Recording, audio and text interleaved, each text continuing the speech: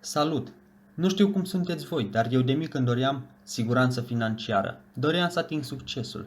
Așa că am pus mâna și m-am apucat de studiat. Acum, la rândul meu, asta vreau să dau mai departe. Ceea ce eu am învățat și am aplicat de la o vârstă fragedă și voi puteți face același lucru dacă doriți să atingeți succesul. Credeți că există ceva concret care să reprezinte de fapt succesul? De multe ori succesul este ceva atribuit de noi unui lucru sau unei persoane. Este o asociere pe care o facem în mod subiectiv, o asociere voluntară făcută din admirație, am putea spune. Ceea ce ni se pare nouă a fi un succes, pentru alții ar putea reprezenta o realizare măruntă.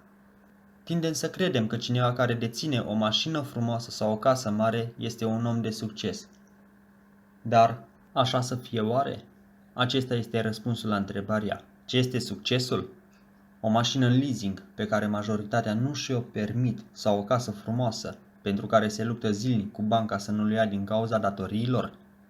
Desigur, sunt și oameni care chiar își permit aceste lucruri, dar majoritatea dintre ei nu și le cumpără sau nu se laudă cu ele, pentru că au înțeles că succesul financiar nu înseamnă totul. De exemplu, Grant Cardone, un antreprenor cu o avere de peste 350 milioane de dolari, a spus că una dintre cele mai mari prostii din viața lui a fost să cheltuie peste $200.000 pe un Rolls-Royce și că ar trebui să cheltuiești o sumă de bani în pasive doar când vei avea măcar de 2 ori acea sumă. Deci, dacă vreți un Rolls-Royce de 200.000, trebuie să aveți măcar 400.000 de consumat. Haideți să revenim la succes. Trăim într-o generație tot mai falsă. Internetul este plin de mașini frumoase, case frumoase, destinații minunate și tot felul de lucruri care par perfecte. Dar majoritatea sunt doar o iluzie. Mulți dintre cei pe care îi vedeți zilnic pe Instagram, Facebook sau YouTube au folosit tactica fake it till you make it, prefă-te până reușești. S-au folosit de mașini închiriate, casele prietenilor, sau și-au făcut datorii pentru a deveni celebri. Succesul este o etapă din viață care poate dura între câteva secunde și câțiva zeci de ani.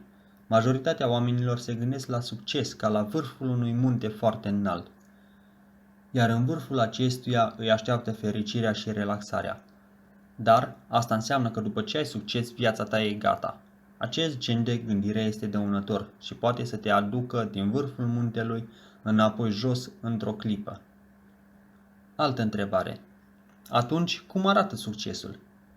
Gândiți-vă la succes ca la o aventură fără sfârșit sau ca la un munte fără vârf, un munte infinit pe care continui să-l explorezi.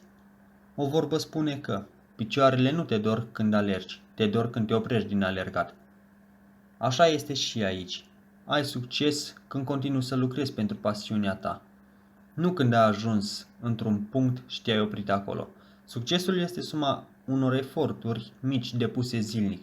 Poate să dureze câteva luni sau câțiva ani, dar dacă ai mentalitatea potrivită, ești pregătit și faci zilnic ceea ce ai de făcut, succesul va apărea și va rămâne cu tine cât timp vei avea grijă de el. Succesul se împarte în două mari categorii: succesul financiar și succesul familial. Pentru a vă simți împliniți, trebuie să studiați și să aplicați ambele categorii. Dacă unii dintre voi se întreabă de ce, o să vă spun chiar acum, dându-vă exemple concrete, ca să nu mai aveți vreo urmă de îndoială. Există persoane care au doar unul, iar viața lor este tristă. Oamenii de afaceri care lucrează toată ziua și au o mulțime de bani, dar au zero timp liber pentru familie. De-abia reușesc să-și vadă copiii și partenera de viață. Sau oameni care s-au concentrat atât de mult pe carieră încât au renunțat la orice altceva. Sunt divorțați, nu au prieteni și nici timp liber. Desigur, există oameni care sunt în cealaltă extremă. Au o familie fericită, au mulți prieteni, dar nu au bani și nici succes într-un domeniu. Sunt mereu stresați și nu-și permit nicio vacanță sau vreo excursie cu familia. Consider că cel mai bine este să le ai pe amândouă. Succesul profesional apare când reușești să faci ceea ce îți place și să ai o carieră în domeniul tău preferat. Alegi un domeniu, înveți tot ce e posibil și apoi îți folosești imaginația pentru a inova domeniul respectiv. Vei fi respectat și plătit cum se cuvine.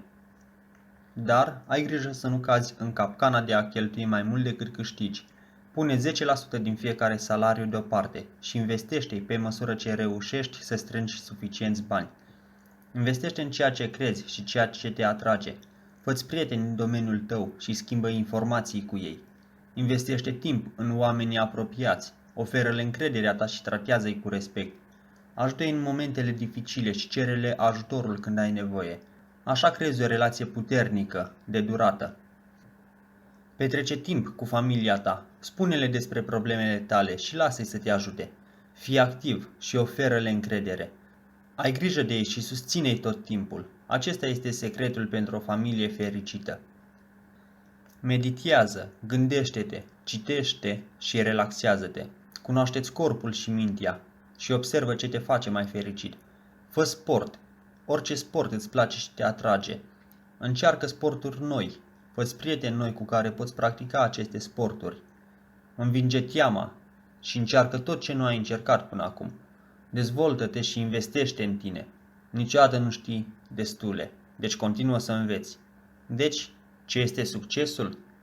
Succesul este o stare de spirit. Nu există o rețetă sau o formulă a succesului. Dar atunci când ai deja o țintă stabilită, sau astfel spus, un scop bine definit și îl combini cu multă muncă, apare succesul. Sună destul de ușor, dar adevărul e că vor apărea tot felul de obstacole în drumul spre succes.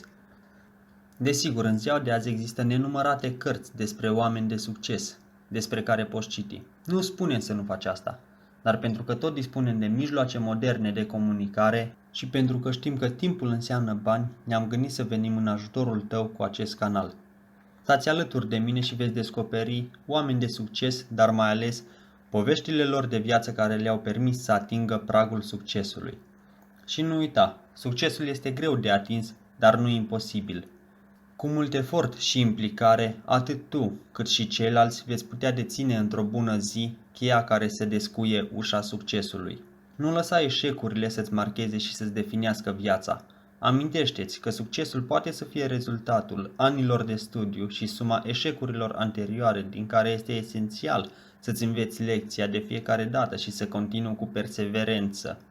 Dacă tot ce am spus până acum te-a convins și dorești și tu să atingi succesul, privește dincolo de succesul altor persoane. Acestea fiind spuse, vă mulțumesc pentru vizionare, ne auzim în episodul următor. Până atunci, numai bine!